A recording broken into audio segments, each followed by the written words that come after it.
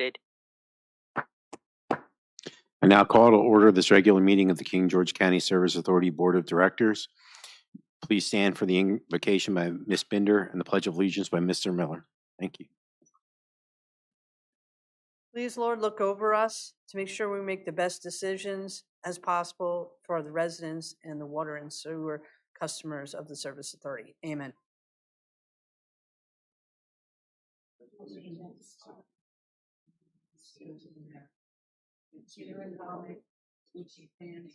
One nation, under God, indivisible, with liberty and justice for all. Just a quick note, Ms. Kupka is unable to attend. She has a scheduling conflict, so I was just putting that in the record. Mr. Miller, are there any amendments to the agenda? Yes, sir. We have two. One is to move up the change order for the Fairview Beach outfall up to 03-10, and then move the presentations to 03-11A and B. So moved. And then the second would, oh, go ahead. I'm sorry. I guess you got to vote on each one. Go ahead. We have a motion made and seconded. All in favor? Aye. Chair votes aye. Motion carries. The second item is a closed session. Do we need to put the topic of a closed session or just closed session? We can just defer the actual topic of the closed session for the motion on the closed, unless you all, would like to discuss. I just wanted to make sure clarifying. So moved. We have a motion made and seconded.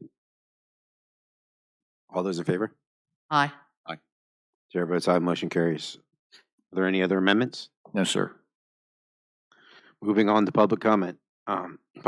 Comments will be limited to 3 minutes per person in order to afford everyone an opportunity to speak. If comments relate to a specific public hearing item, we ask that you offer those comments at the time of the public hearing. Is there anybody that would like to make comment tonight? Seeing no one, anybody online?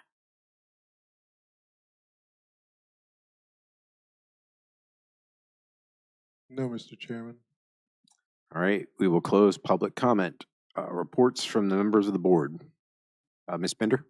Yes, my only I do have some questions for Mr. Miller in his report later, but I had spoke to some of the employees that about some concerns they had with the Service Authority. Thank you. Ms. Cleveland? Yes. Good evening. I would like to share that I too was able to speak with some of the employees of the Service Authority. They sent emails to all of the board members bringing to the board's attention about possible misleading information that the board has received and more insight on the Service Authority operations and how they perceive the performance of Imboden and their engagement with the Service Authority plants. I know that the other board members were able to meet or talk with the employees, and I was hoping that we would be able to have some sort of discussion or share information amongst each other, considering that the information that was passed on to us was concerning, and some of the doubts that I had personally when I made the decision to not take on the Imboden contract. There is two things specifically that I'd like Mr. Miller to address in his manager report today. One is, and I don't know this to be accurate or not, but I was informed that there was an interview for a Class 1 operator that took place in February of this year. It appeared that this candidate had a considerable amount of experience with wastewater and had a Class 1 license for 10 years. So I'm not sure if that was shared with the board or not, but that is definitely not something that I knew about. So would like to know how that interview went and why that candidate may or may not have been brought up to the board. The second thing that I wanted Mr. Miller to address is the nutrient levels. under Bowden's watch in all of 2022, the discharge requirements for the total nitrogen and the total phosphorus were out of compliance.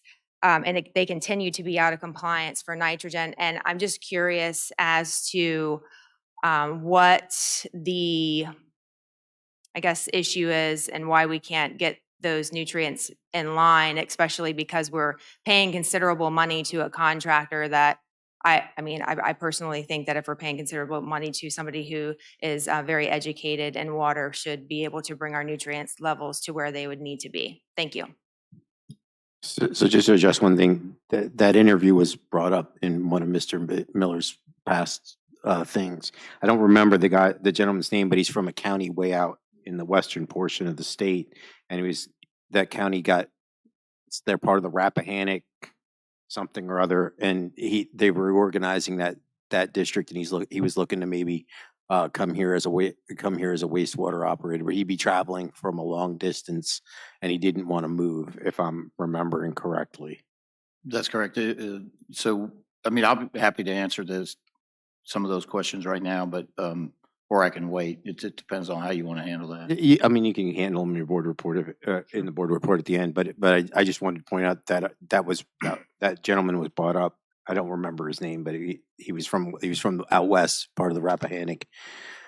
Greene County, I think. Yeah. Right. Nothing to report, sir.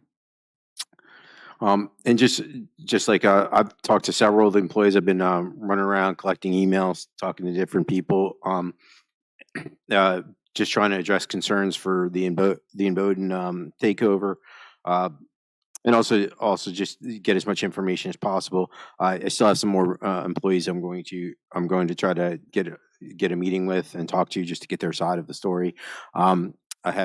I've been talking to all the board members who have met with the various employees and exchanged the information I've gotten, information they've gotten. So I'll try to put something together so that I can get that to Mr. Morris and Ms. Cleveland too, so they just kind of know what a general synopsis of what's been going on. And that's my report. Moving on, consent agenda. I'll make a motion to approve the consent agenda as presented. Second. I have a motion made and seconded. All those in favor? Aye. Aye.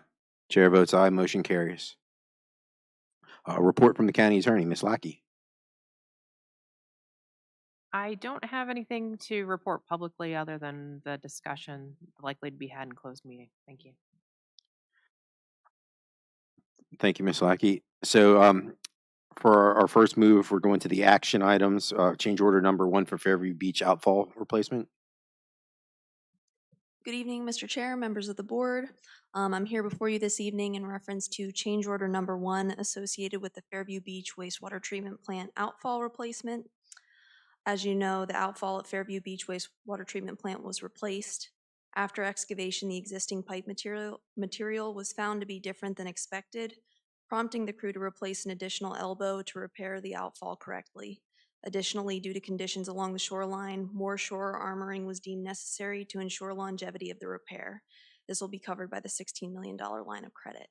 And so with that, I would request that you authorize the general manager to execute change order number 1 for the Fairview Beach wastewater treatment plant outfall replacement project in the amount of $4,101.79. With that, I'm happy to take any questions. Are there any questions? Do I have a motion? Second.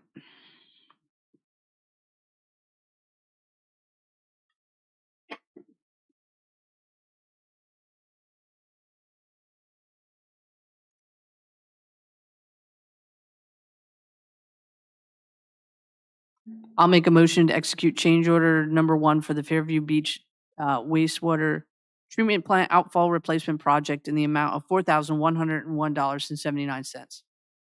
Second. We have a motion made and properly seconded. All those in favor? Aye. Aye. Chair votes aye. Motion carries. Great, thank you very much. Moving on to presentations and reports. So we have, first up is a report from County Engineering Department. Mr. Bryce Young.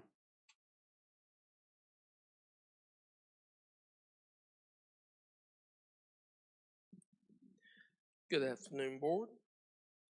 Just a quick list of reports or projects and how we're doing on those. Our courthouse to circle interconnection project, engineering work is on the way and preliminary alignments are being reviewed. Courthouse to Canterbury interconnect project, engineering surveying work is on the way and hopefully have some plans to review soon.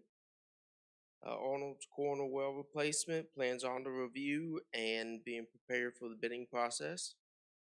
The Saft well replacement preliminary engineering work is on the way. Perkins Corner wastewater treatment plant decommissioning engineering work is on the way. Preliminary engineering work has been submitted. Design work is beginning. Dahlgren wastewater treatment plant sludge pond decommissioning. We are in the process of issuing a notice to proceed, awaiting on some consistent dry weather so that project will go as smoothly as possible. The Fairview Beach wastewater treatment plant pipe outfall project has been substantially completed. Any questions? Yeah, the only one is do we have when is Oakland Park decommissioning going to be kind of rolling in? Do we have any idea? Because kind of one of the priorities is getting those plants decommissioned and rerouted to Hop Yard sooner rather than later. They're just expensive. So I didn't know if we've started that process yet or where it is. With that project, we are still working on funding and putting that into the ultimate plan. I can figure out exactly what year we have that in the CIP or the beginning of that project in the CIP and get back to you if you would like. Yeah, I'd like to see that because I have a strong feeling that if we decommission both Perkins and Oakland Park at the same time and do all the reroutes, it'll be a lot more cost effective than if we do it piecemeal, where we do Perkins and then we do Oakland Park and then we I think you could probably get a better deal if it's all in one shot. I don't know what it'll cost overall, but that's kind of, I think if you got one contractor to do it all in one shot, I think we'd probably save quite a large sum of money. So it's just something I'm I'm interested in seeing how much it's, if you did them both at once and how soon we can get it done, because the sooner those two are offline, the better, basically. So yeah, an update would be good just to know where that is in process. In plan. If I may, Mr. Chair, Mr. Young, the CIP list that you sent me earlier today has it as fiscal year 24 proposed. Thank you. And I think as a follow-up to what Ms. Lackey indicated and what Mr. Young and I are obviously aware of is we're working with RK&K on developing a affordable project, if you will, because it's some big numbers to do them, not necessarily at once, but to do them in the sequences that we had planned. It's still a significant amount. And I think one of the issues that the RK&K folks are looking at is the nutrient levels, and at what point do you have that taken care of for Hop Yard? Is it at the time that Perkins comes in, or is it at the time when Perkins and Oakland Park would come in? And so cost savings would be to do it at the latter end with when Oakland Park is ready. Is that correct? That's kind of what we're debating right now, or that's one of the internal discussions with the engineers? It is. It Okay. is. So yes, I think that what we'll do is we'll go back and with Mr. Cusenberry and Mr. Young and with the RK&K folks, and we'll get an update on the decommissioning, where we stand, because that was where we were working through some things, and then we could have another special presentation on that Yeah, I think it'd be helpful, and I understand with the sequencing for cost effectiveness. I'm interested to see if sequencing or doing it all at once would be more favorable, because you're talking, if you can save 5% on the many millions of dollars we're talking about, 5% is a lot of money in this case, doing it all at once. I know it's hard to get that money up necessarily, but it may be something to look at for the cost savings long term for our customers.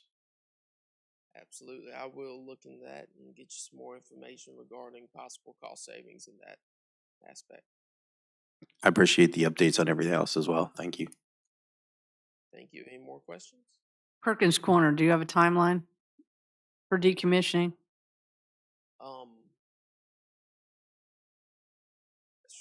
I'm bad at remembering these things off the top of my head, so if it's okay with you, I can.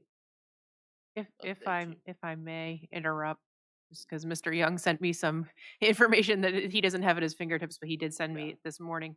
The proposed budget shows half funded in fiscal year 24 and half funded in 25 for Perkins. So over a year to decommission.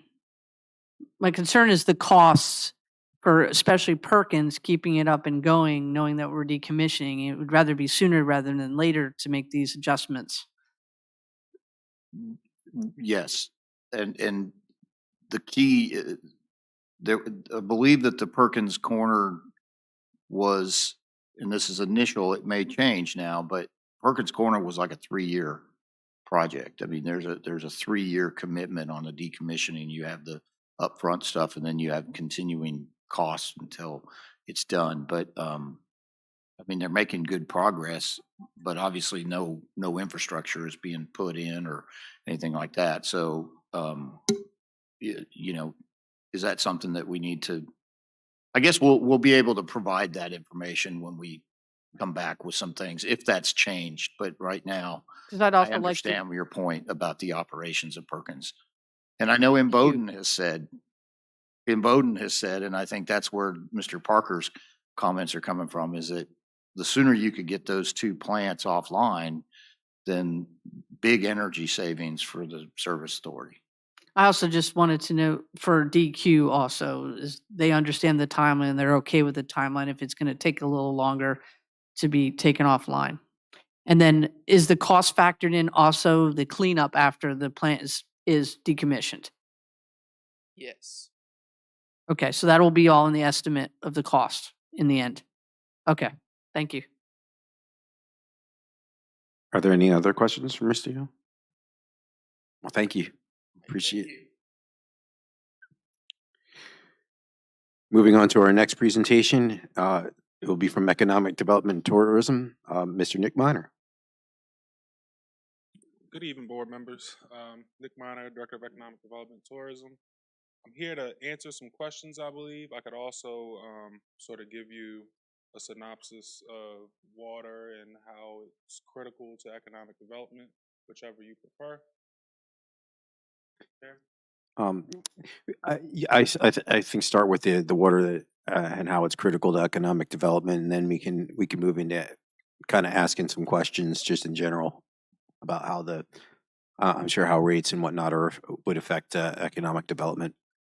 Well, I think so. I had a game plan here, but I think what I'm gonna do is start with projects that we haven't been able to compete on because of water. So I'll start with Project Glasshouse. This is a multi-million-dollar capital investment, basically a smart ag facility. Phase 1 of that project would have required 90,000 gallons per day. The wastewater for that on phase 1 would have been 60,000 gallons per day. I'm not aware of any facility that we have that could handle that much water currently. So we're immediately eliminated from that project. And that's not even going into what phase two of that project, which would have been in the hundreds of thousands of gallons per day. That was about 240 job project. Then there's Project Leaf. Project Leaf is a greenhouse, $70 million project, built out over multiple years, 10-acre phases, and public water was a must. Now, they didn't give us the specifics on water usage, but given the scale and the investment, we're out of that project as well. There was Project Beetle, that was a R&D and processing and testing facility. Again, heavy water usage. And so well, it's not necessarily in this instance, I think we were out because of the treatment side of it. So they use water in their R&D, in their processing. And I don't think any of our facilities are at a classification in which we can discharge certain materials into those treatment facilities. It was Project Atlantic. So this one is a bit of an extreme case. It was a food processing facility, but it kind of gives you guys an understanding of what type of projects come down the pipeline. And their requirement was 120 million gallons per day. So there's not a whole lot of metropolitan areas that can take on this project, but these are the type of projects that come through. And if you don't have the ability, you don't have the capacity, then you're automatically out. You're eliminated. Then there was Project Raven. This was a $1.2 billion capital investment project, 300 jobs, so low impact. Their requirement was 450 gallons per day. Wastewater was 113,000 gallons per day. Then the last one I have on here is Project Material, which was a project that we could have competed on. It was a low water usage, but it was landfill adjacent. So the story here is that if the projects that we can compete on are obviously low water usages, but it's really not the jobs that we're trying to attract here, right? It's the ones that we're looking for are high capital investment and low impact, and they do require, in some cases, a lot of water or a significant amount of water. So that's sort of, over the past year and a half or so, the projects that we were disqualified for just on the basis of water. So I wrote down a few things that we're up against from a water standpoint. So connection fees is one. I think we're all aware of that. The most recent headache I heard that had significant investment was Finish Line Environmental, but I believe the EDA offset that project. That was a $40,000 connection fee, and they offset it by about 20 grand. That's in the industrial part. The other one is capacity. Currently, Dahlgren, which is our major commercial area, I think their capacity is 47 to 49,000 gallons per day. And having a major commercial area with that, with that limited with water capacity can really hurt us in the future. Went over that. And then the other thing is, I'm not sure what the Service Authority's ability is to react quickly to capital projects, but speed to market is crucial in economic development. So being able to borrow money, do a capital project to extend water and sewer, most projects need 18 to 24 months to be operational. It's almost dead on requirement. If you can't get water and sewer to a location, to a site, within 18 to 24 months, there's a locality that can, and you're immediately non-competitive, and you're eliminated from the site selection process. So, in economic development, again, it's a site elimination game. It's not a site selection game. You could have the best site in the world, but if you can't meet their timelines, you're eliminated from the process. So with that being said, I'm happy to answer any questions. Again, there's a lot of nuance to these projects and a lot of things that can go wrong, but that's just only speaking on water. So are there questions for Mr. Minor? Hi, I have a couple questions. Yes, Thank you for absolutely. coming and Absolutely. talking to us about this. Anytime. Okay, so it sounds like this is going to be a major problem for the considerable future, considering that we need to have surface water in this area, especially. So, okay. So when we talk about acting quickly, the amount of money that's needed, probably considerable amount of money, because we ourselves need to take care of our clients of the Service Authority, right? With the amount of service water and our growth in our county. Is there a way that you can partner like with a private investor that would be interested in partnering with the Service Authority to develop some of this stuff and actually receive money for helping us do that? Is that something that you talk about? So you can negotiate those type of incentives, those deals in which you can have them put in the infrastructure. But then you have to give that money back to them in the form of an incentive over a certain period of time.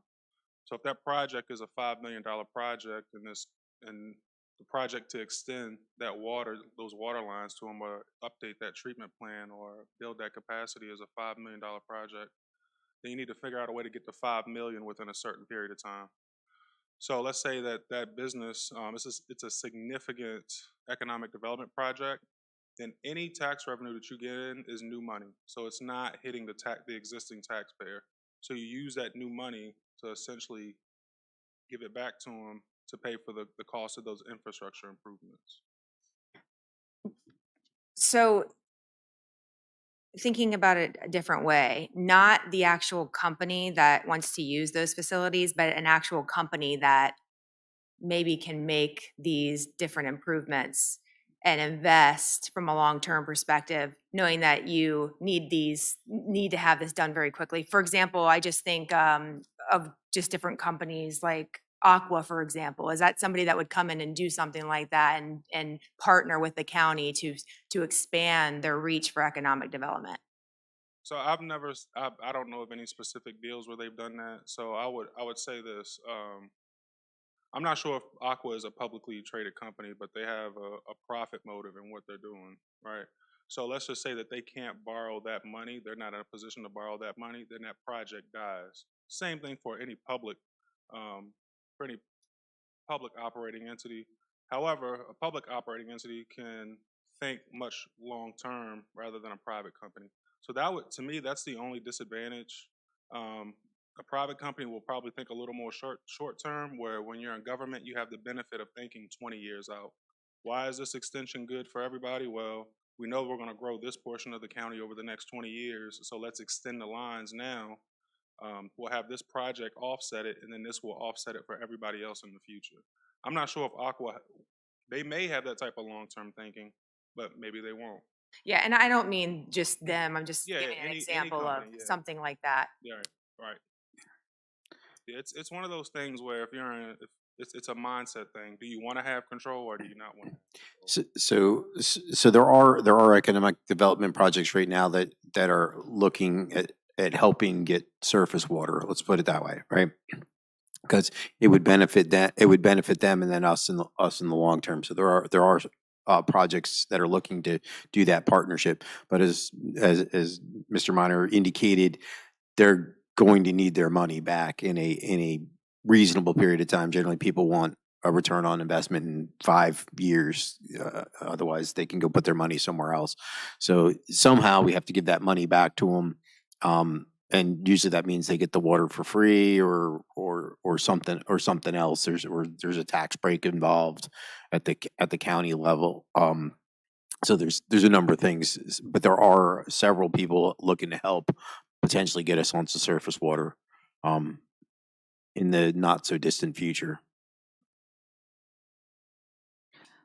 Mr. Ryan, I know I've been on several of these meetings with about economic development projects, and it's not just water. We also have natural gas issues because a lot of businesses Absolutely. want. Sorry. And then the biggest thing that's a challenge is the restrictions we have being one of the heavily restricted locations in Virginia, not only and the country, because of the Chesapeake Bay Act. So that is a concern too, correct, in marketing and getting the water. Right. So it is a water management area, but it really comes down to, if you have a raw water tap, that's obsolete at that point. But you can't drill as many wells or the wells that you need. So there are some projects that come in and they want to be on well water.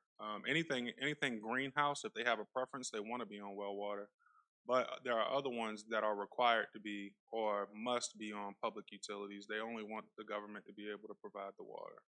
So they don't want a private entity; they would like a government They don't entity. really specify. I think for them it's about reliability, Gotcha. a consistent service.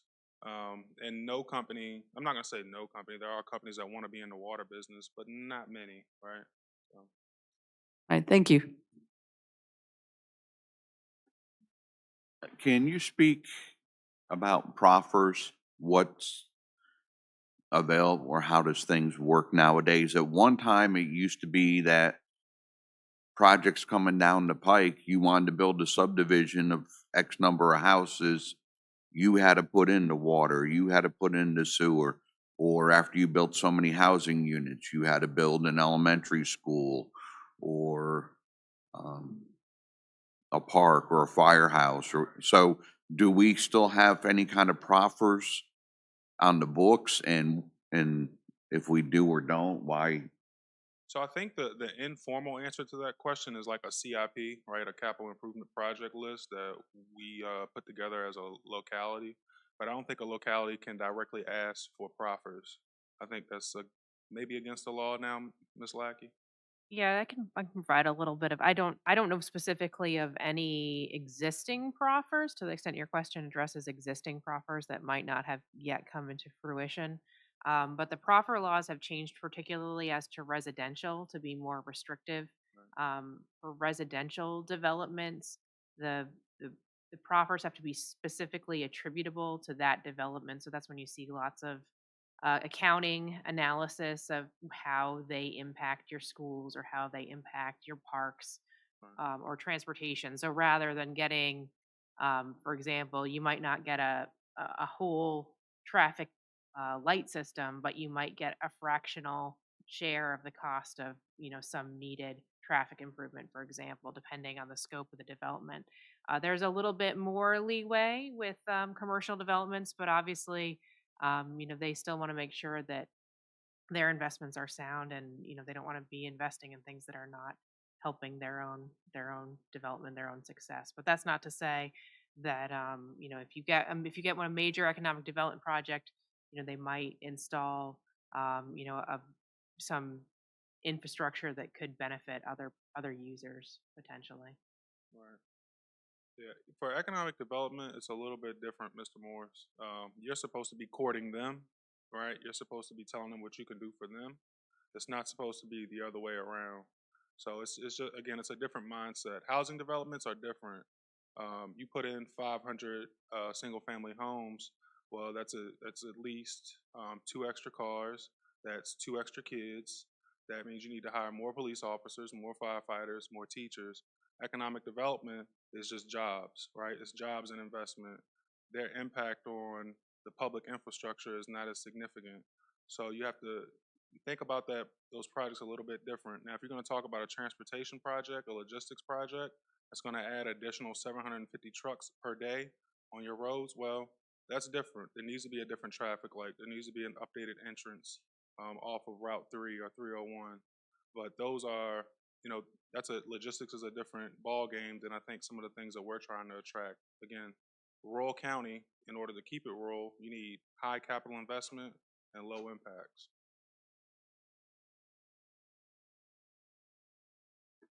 Are there any other questions? Were you going to talk about the fee increase, or do you want me to ask a question about that? Sure. Okay.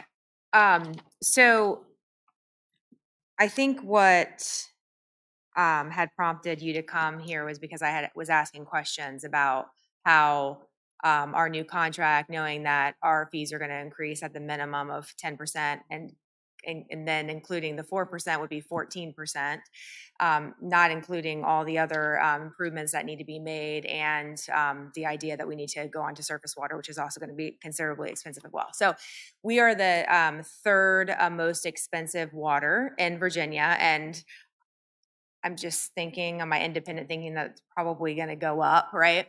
So when you have somebody who's considering to invest, especially in a water project, would that have an impact on their decision to come here if they could say go to Spotsylvania and have a bill that is 50% lower? Right. So I think the rates, I've never gotten a complaint about rates, right? The new one hasn't come out yet. I've always gotten complaints about fees, connection fees. The upfront fees are the ones that can kill us.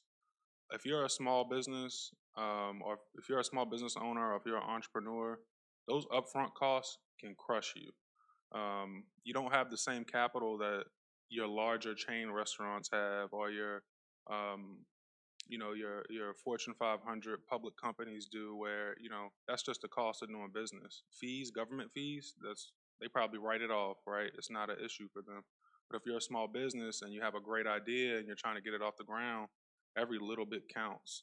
So connection fees is where I I hear about the pain, the rates. I've never gotten a call on it. It's always the one comment I've ever heard from a business owner was it was a little higher than we expected, but it's okay. That's the only comment I've ever gotten about rates. Connection fees is a different story. So it could be a project killer, really. And I will say that Mr. Minor and and Mr. Young, and then also Ms. Norris Barker, we're going to be working on looking at those connection fees because of that instant, the initial reaction that we have with businesses that might be interested in coming, Chick-fil-A's, Chipotle, whatnot. We need as much specificity as we can about what their capacity is or what their volume, their consumption is. And so I think Mr. Minor is correct that when we don't have those kind of answers immediately, it can deter folks from coming. And so we need to do an overhaul or a look at our regulations and see if, where are we in terms of a competitive perspective with other communities. Mr. Miller, may I give a quick example, Mr. Parker? So what they call the seat tax, I'm sure we've heard of this, for restaurants. So restaurants is about 35 gallons per day per seat, right? And if you add all that up, and then you put on, I think there's also a debt fee also to that. It's significant, and and for a county. I hear it all the time. We need more restaurants. We need more restaurants. Well, that doesn't help us. And do restaurants use 35 gallons per day per seat? I don't know, but I think that's what Mr. Miller and Mr. Young and myself are trying to figure out if that standard of use is correct or not, because it may not be. So. Yeah, and we did talk about this earlier, but I would say the standard use is probably incorrect. If you look at the standard of use for a house, it's insane. It's something like 350 gallons or something like that. Almost no houses, even the big ones in Hop Yard, get close to that kind of number. They're usually half of that with the with all the efficient equipment and whatnot these days. So I think we have the numbers that we could honestly pull talking to Mr. Miller. I think we could honestly pull a chart together for you that says, Wawa style gas stations or sheet style gas stations use. We have a number of them in the county. They use about this much. So if somebody else comes in, you'd know, hey, you're going to use about this much based on similar usage, or we know what Wendy's and all these other restaurants use on a regular basis. We should be able to figure that out and give you some better ammunition to go out there with it and be like, no, this is really where you're going to probably end up with what we're seeing in the county. Yeah, and I know I listed a bunch of projects that we didn't compete on, but the list of projects that we do compete on is just as significant. I tell everybody this: businesses do want to move in King George County, right? We are a place that they want to be in. You just got to do a better job of basically making ourselves competitive and streamlining some of those processes. So. Are there any other questions? Well, thank you, Nick. Thank you. Moving on, General Manager's report. Thank you, Mr. Chair. So let me dive into the two questions that were specifically asked. First, I'll do the easy one. I'm going to have to get you the report information on the nitrogen levels and the nutrients. I can get that, and we'll provide that for you all so that you have that. Did you have a? Yes, I do. Can we get that monthly like we used to for each of the Certainly. plants? Because that was, even though, as I said last meeting, even though it was kind of boring, it was very vital and important. And now I realize that it was good to see those numbers and how it was affecting the year, what the permit allows for the year. Yeah, we'll get that. But going to the question of the interview that we had in February, I'll probably ask Mr. Metzler to come up and give an overview as well. But so at the time when there was a possibility that the board was going to not go down the avenue of a contract with the wastewater and the water services, we were obviously trying to figure out, what what our operational situation would be. You know, the difficulties of trying to get a Class 1 operator or give the existing staff the opportunity to go take the test for a Class 1 operator, you know, were quite challenging. And so I think Mr. Metzler had been contacted, did an interview with Mr. Cusenberry. The gentleman was with so the way I understand it, he was with there was a Rapidan Regional Service Authority, which is a 2-county operation. Greene County broke away. He was working with Greene County, and I think he indicated that he was interested in coming here. He was not going to move here. And it wasn't that we weren't interested, it was that if that worked out, we would have hired him, and then that would have been in Bowden's ability to take him or not. But we explained the situation. We had conversations with Bowden because, you know, it's the same time, if Bowden was going to get the contract, then we wanted to make sure they had access to that person. They indicated that go for it. And then I think it never materialized. Is that a fair way of saying that? Yes, like Mr. Miller said, in preparation of which way are we going to go with your decision, I started exploring Class 1 operators, put a posting back out there late January, and after a couple of weeks sitting out there, had one Class 1 operator apply for that. I did a phone interview with him.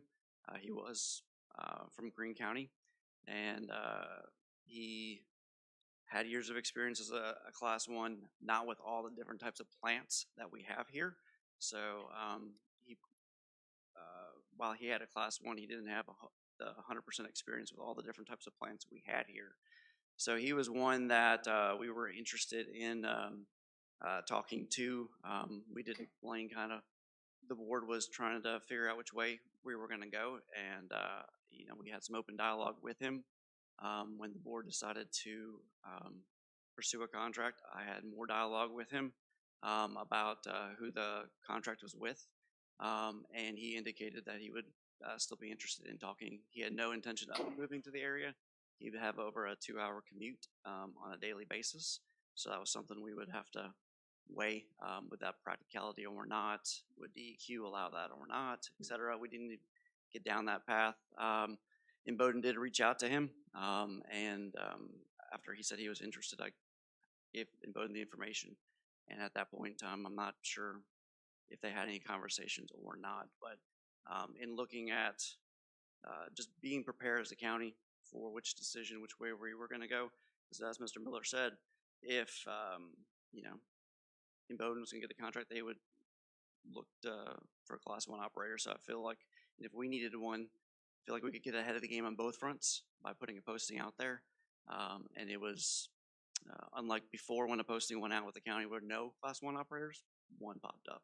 So we did pursue that and didn't let that die. So I have a couple questions about that. So you put the posting on in December and we got a Class 1 operator, even though we have been talking for 2 years saying that it was impossible to get a Class 1 operator. Am I understanding that correctly, or is this a different operator type? So the wastewater manager position has been open since the wastewater manager in 2021, I believe April of 2021 was no longer with us. So that position has been continually advertised. The wastewater one operator, Mr. Weekly, was using his wastewater operator certification to serve in that capacity. And then when he left, of course, the Bowden contract was to provide that, and that's what they were doing. We were still looking. We were still looking for that. We were, in fact, trying to work with our existing personnel. We offered the opportunity to the existing operators, the lead operators, if they wanted to fill that role. And I think the challenge that they go through is the difficulty of passing the test and also finding the time to study and properly study and prepare, and while they're also doing their job here. And so I know with our existing personnel, we definitely supported their efforts to try to become wastewater one excuse me, operators, and it just didn't work out that way. So yeah, we were looking for it all the time. So I have another question. Did this candidate have any management experience? Supervisor experience of 1 or 2 people, but not as a full-blown, you know, manager of different areas, different departments or anything. Thank you. Are there any other questions associated with that? No, I'll wait to the end of his report and then I'll ask my questions. So a couple other things. Had a meeting recently with the Public Utilities Director in Caroline County and the County Administrator in Caroline County. They are essentially, their permit for the intake and for the surface water that they're working on is essentially complete. There's a couple more things they have. However, they informed us that because of the uncertainty of what we are wanting to do, they've got to push forward. However, they have indicated that we could come in after they get their permit. We could come in and establish a partnership with them. The plan is to have an intake valve that would go in around the Moss Neck area, is my understanding. And then that would then put our area of an intake would be maybe in the Farley Vale, near that area. So what I have asked is if they would want to come to the board and update you on what the status of their project is. And so I will reach out to them if you're interested and have them give a presentation on what they're doing. It's a $200 million project, and they are obviously looking for partners. And so I would think that that is an option that we still have very much on the table. And in fact, going this route may be a better route for them as well as us, because we will have to do a study, obviously associated with this source of water, but it doesn't slow them down. And so I think that was their concern, that if they included us in their permit with DEQ, then that would have slowed them down. Second thing is, Walnut Hills, we had a meeting with the Walnut Hills developers, and Mr. Young and Mr. Hoagland are going to work with them in terms of the existing infrastructure and the existing relationship. But there will definitely be a whole new agreement that's going to come out of that, and we'll start working with them on that. So that's coming in the future. As you remember, they initially had 42 lots. They've now got 100 lots, some of which are townhomes. So there is a kind of a completely redone proposal that they have. As I mentioned, we're going to be looking at our regulations in terms of how we do the connection charges for commercial businesses, because I do think that that's something that, as Mr. Minor indicated, that is a question that always comes up, and it's something that, you know, Miss Norris Barker is a lot of times the initial contact, and without the specificity from developers or from engineers, you know, we have to quote them the highest number, and that becomes problematic. And so we know that that's a challenge in terms of attracting businesses. And so we want to come up with a more uniform approach and maybe spell out the details a little better than maybe that we're doing right now. But anyway, we understand that's a concern. Budget. I would hope that the next step, that what we need to do is have is to get with Mr. Lau from the Davenport folks and kind of plug him in to when we could get him before you and start talking about where the revenue structure would be, what some of those opportunities are that we have with the with rates and what, how we can address that. Obviously, the decision about the contract has been made, and so that will be channeled into future budgets. But I was hoping to maybe be looking at the latter part, mid to latter part of April. The Board of Supervisors meets on Thursdays. So, y'all just kind of give me an idea when you want to do it. I know, did we meet last on in the Tuesdays? I can't remember if that's what we did last year when we did the budget. I think Tuesday's being work where we can take a look at that. And I know we met at the sheriff's office, and I know that if we get with the sheriff in enough time, then there's certainly availability for that room to be available. The other thing is, I think you do need to be thinking about any budget committee members that you want, citizen advisory committee members, and if you have any, let us know and we can appoint them or get them notified. But if you could be thinking about that when you want to do that. I know Ms. Hahn is not here, but oh,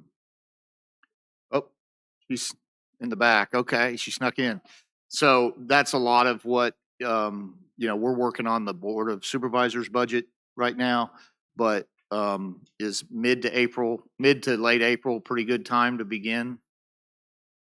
Oh, she's going to come up. Okay. All you have to do is give me the thumbs up. So I know at your good evening, Mr. Chair, and members of the board. So I know at your last meeting you talked about the reorganization of the service authority after this Bowden contract, and so that's one of the things that before I can really get into the nuts and bolts of the budget, I need to see what it's going to look like. So in order to budget, so as soon as we can get that rolling, following that, we can possibly get started. So it could be mid-April, but it could be closer to the first part of May. That was one of the questions I was asked, if we firmed up the date for the committee. And also I was going to put out there, I have some questions that I'm going to pose to Ms. Hahn and yourself, Mr. Miller, when we talk about the restructuring, so that I'll give you the questions ahead of time, just so I could get some more information. So yeah, to just kind of, I think if I read through all the emails correctly, I think the morning of Tuesday the 28th works for everybody. Yeah, I just have to do it before noon. Yeah. So is there a better time in the morning?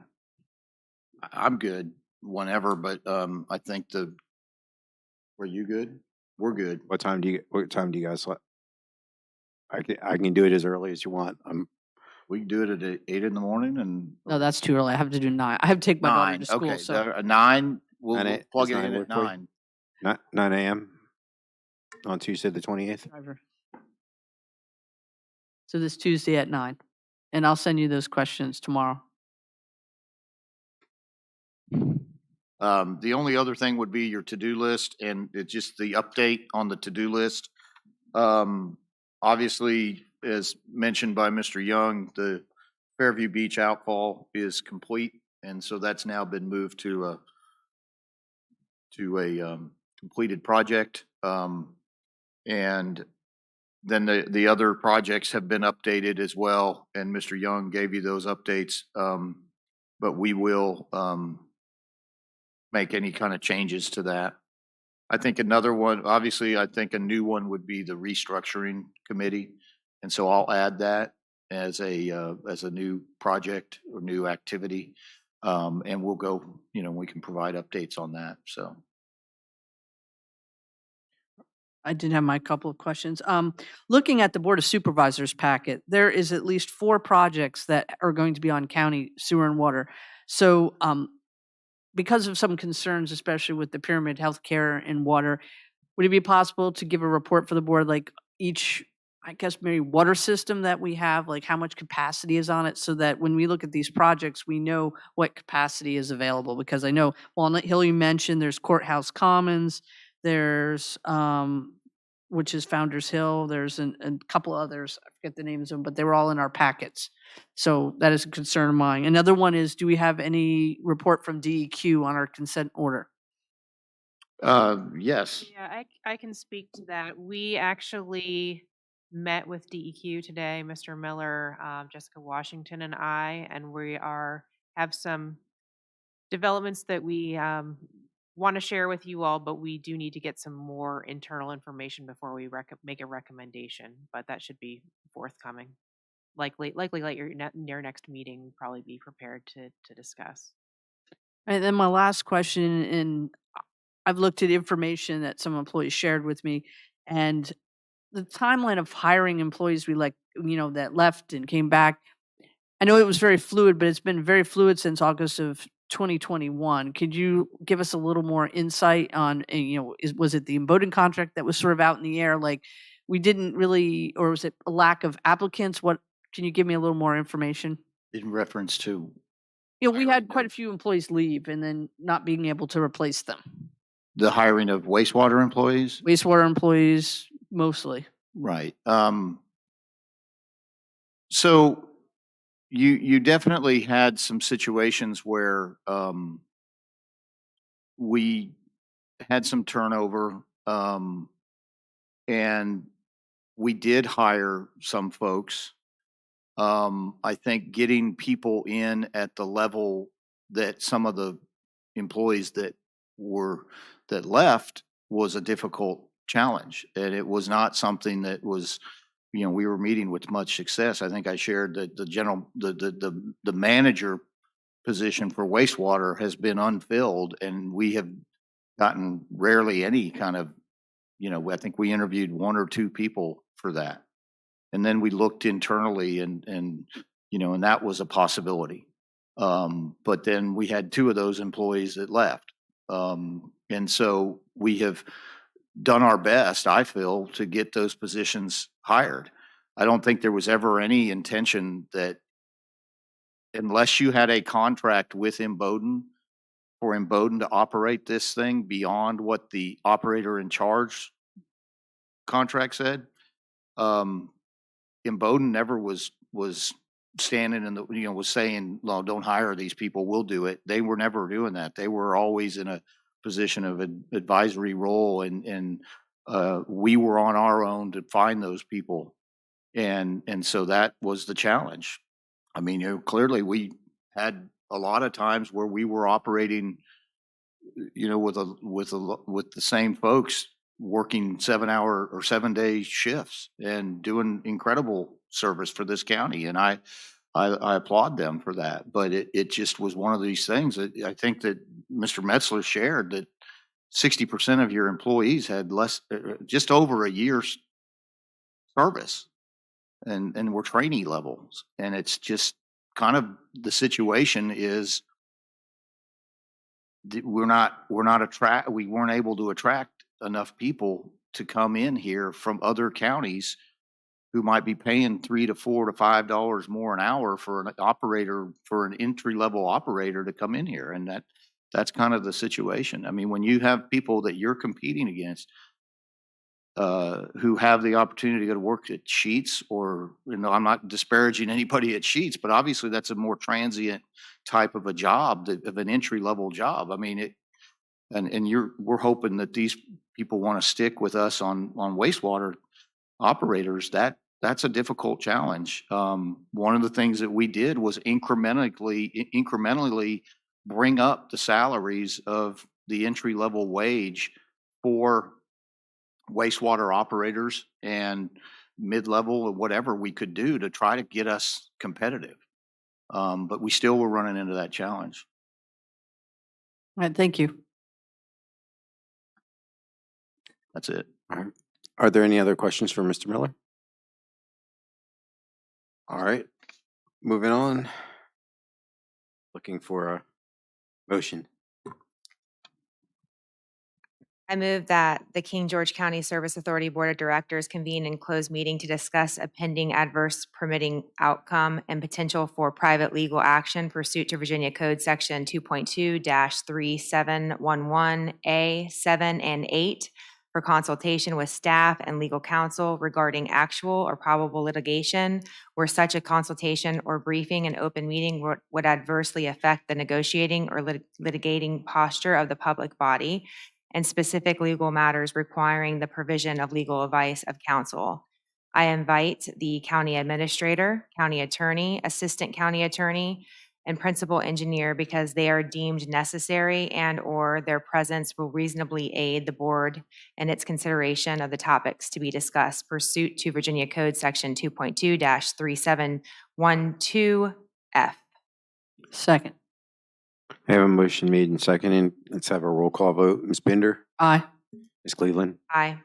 Mr. Morris? Aye. And chair votes aye. We are in closed session.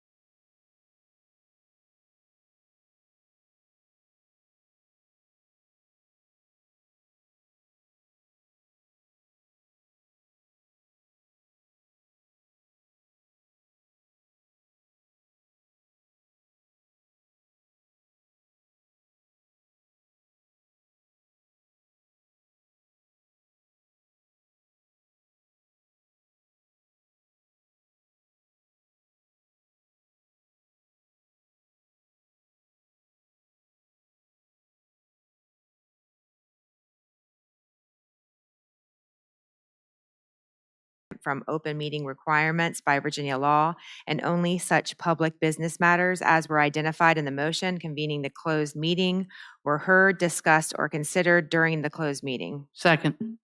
We have a motion made and seconded. Roll call vote. Ms. Bender? Ms. Cleveland? Carrie Cleveland, so certify. Mr. Morris? James Morris, so certify. And Alan Parker, so certify. We are back in open session. I move that we adjourn to Tuesday, April 4th, 2023 at 5:30 PM in the boardroom. Second. Motion's been made and seconded. Is there any discussion? All those in favor? Aye. Chair votes aye. Motion carries. We adjourn to Tuesday, April 4th, 2023 at 5:30 PM here in the boardroom.